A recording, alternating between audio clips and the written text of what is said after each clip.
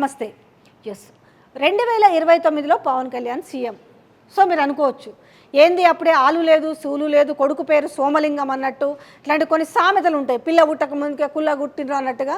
నేను చెప్పేది పూర్తిగా వింటే అసలు నేను ఎందుకు పెట్టాను ఇది 2029లో పవన్ కళ్యాణ్ సీఎం అని. అయితే ఈ ఎలక్షన్ రిజల్ట్ తర్వాత వార్తలు చూస్తుంటే, అనలిస్టులు మాట్లాడుతున్నవి చూస్తుంటే నిజంగా నవ్వుకోవాలనా లేకపోతే అసహించుకోవాలని అర్థం కాని పరిస్థితి. ఎందుకో తెలుసా, ఇదే పవన్ కళ్యాణ్ గురించి ఎంత నీచంగా, ఎంత చేతగాని వాడిలాగా, ఎంత దద్దమ్మలాగా ఇన్ని మాట్లాడారు కదా. పోనీ అధికార పక్ష పోలు కాదు, రాజకీయ నాయకులు, మీడియా ఛానళ్ళు మాట్లాడినారు కదా. ఇవాళ ఆయన మూడు పెళ్ళిళ్ళు అంటే ఇంకొకసారి ఎవడన్నా మాట్లాడితే చెప్పు తీసుకొని తను చెప్పు చూపించినప్పుడు ఏమన్నారు, చాలా బ్యాలెన్స్ తప్పి మాట్లాడుతుండే, ఇది ఒక రాజకీయ నాయకునికి ఉండాల్సిన లక్షణాలు కాదు అన్నారు కదా. దాని తర్వాత నిన్ను ఈ సైకో పాలన పోవాలే, నిన్ను నేను అసెంబ్లీకి రానివ్వను అనేసి ఒక శపథం చేసినప్పుడు అన్నాడు కదా, ఇంత ఆవేశం పనికిరాదు ఒక రాజకీయ నాయకునికి అన్నారు కదా. తర్వాత చంద్రబాబు నాయుడు సెప్టెంబర్లో అరెస్ట్ అయినప్పుడు ఇదే రాజమండ్రి సెంట్రల్ జైలుకు పోయి పరామర్శించి బయటికి వచ్చి, నేను ఓటు చీలనివ్వను, నేను కూటమి కడతానన్నప్పుడు అవహేళన చేసిరు కదా. ఇట్లా ఎన్ని ఉన్నాయి, 1, 2, 3, 4 వారాహి విషయంలో ఇన్ని జరిగినాయి కదా. ఇన్ని జరిగిన వాటిలలో సరే ఆ అభిప్రాయంలో నుంచి ఒక్కసారిగా జనసేనకు 21 సీట్లు ఇచ్చి 2 ఎంపీలు ఇస్తే మొత్తం 100కు 100% గెలిస్తే ఇవాళ గేమ్ చేంజరు. అసలు జనసేన తీసుకున్న, పవన్ కళ్యాణ్ తీసుకున్న ప్రధాన అంశాలు ఇవే. ఇంత ఈజీగా టర్న్ తిప్పి మాట్లాడుతుంటారే అంటే అసలు ఓడిపోయిన వాళ్ళు ఎవరు పనికిరారు, ఇంకా ఓటమి చెందిన వాళ్ళు వాషౌట్, పార్టీ ఉండదు, వాళ్ళు దేనికి పనికిరారు. మాట్లాడారు కదా, 2 చోట్ల పోటీ చేసిండు, ఒక్క చోటన గెలవలేదు, ముక్కుతా ములుకుతా ఏదో రాజోళ్ళ వరపాక గెలిచిండు అంతే. ఆయన కూడా తర్వాత వైసీపీకి మద్దతు ఇచ్చిండు. నాటి వెంద ఏపీ తెలంగాణకు కూడా వర్తిస్తుంది. 2 టర్ములు కాంగ్రెస్ పార్టీ ఓటమి పాలైతే కాంగ్రెస్ పార్టీ పని అయిపోయింది, కాంగ్రెస్ పార్టీ చేస్తున్న తప్పిదాలు అంటారు, గెలవగానే మాత్రం ఎంత ఈజీగా మాట్లాడేస్తారు.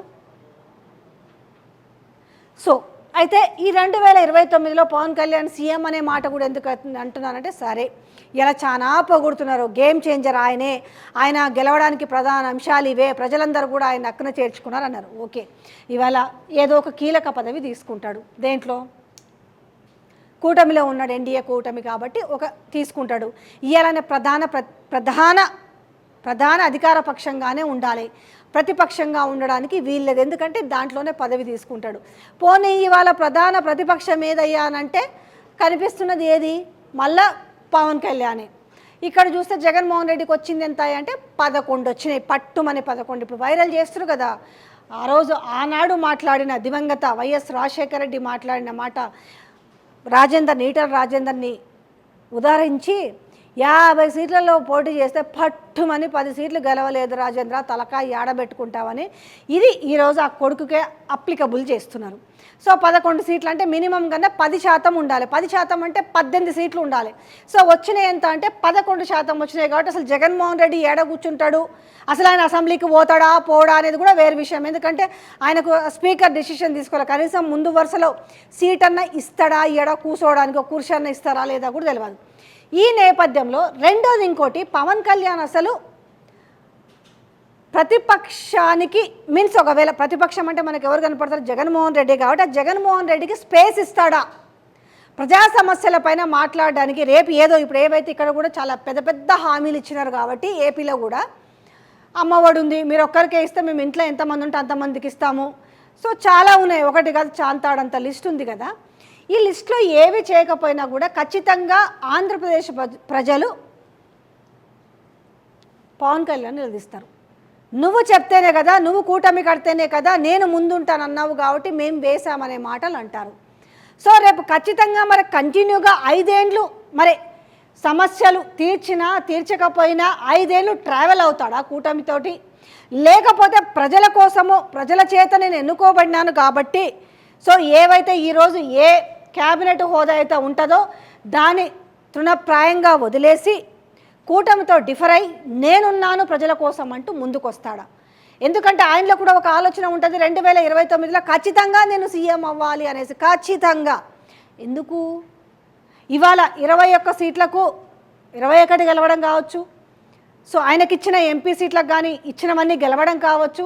సో ఈ రకంగా చూసుకుంటే నేను ప్రజల పక్షాన ఉంటే ఇచ్చిన పదవిని కూడా రేపు వీళ్ళు అనుకున్నవి చేయలేకపోతే నేను డిఫర్ అయ్యి రేపు ప్రజల పక్షంలో ప్రజల్లోకి పోతే ఖచ్చితంగా నాకే స్కోప్ ఉంటుంది అనే ఆలోచన డెఫినెట్గా ఉంటుంది. ఇక ఎట్లాగూ మీడియా ఉండనే ఉన్నది. ఇప్పటికే ఏమంటున్నది, game changer man of the match అనేసి మొత్తం కూడా సో క్రెడిట్ అంతా కూడా పవన్ కళ్యాణ్కి ఇవ్వడం వల్ల పవన్ కళ్యాణ్ రేపు తన ఆ బాధ్యతను కూడా భుజాల మీద వేసుకొని ఇదే 5 ఏళ్ళు కూటమితో ఉంటే మాత్రము రేపు మళ్ళీ జగన్మోహన్ రెడ్డి మెర్జ్ అవుతాడా లేదా అనేది ప్రజా సమస్యల మీద డిపెండ్ అయి ఉంటుంది. సో కాబట్టి తన స్కెచ్ కూడా ఏముంటుంది అని అంటే 2029లో నేను సీఎం అయ్యే లక్షణాలు నాకు ఉన్నాయి, నన్ను ప్రజలు హక్కున చేర్చుకుంటారనేది డెఫినెట్గా భావిస్తారు. సో నేను చివరిగా నేనేంటంటే చెప్పింది, బాగున్నప్పుడు ఏం పొగడటము, బాగాలేనప్పుడు విమర్శించడము. అంటే ఎటంటే నాలుక మందే కాబట్టి ఎటైనా కూడా తిరగేయడానికి సిద్ధంగా ఉంటుంది కాబట్టి ఒక ఉదాహరణగా చెప్పొచ్చు.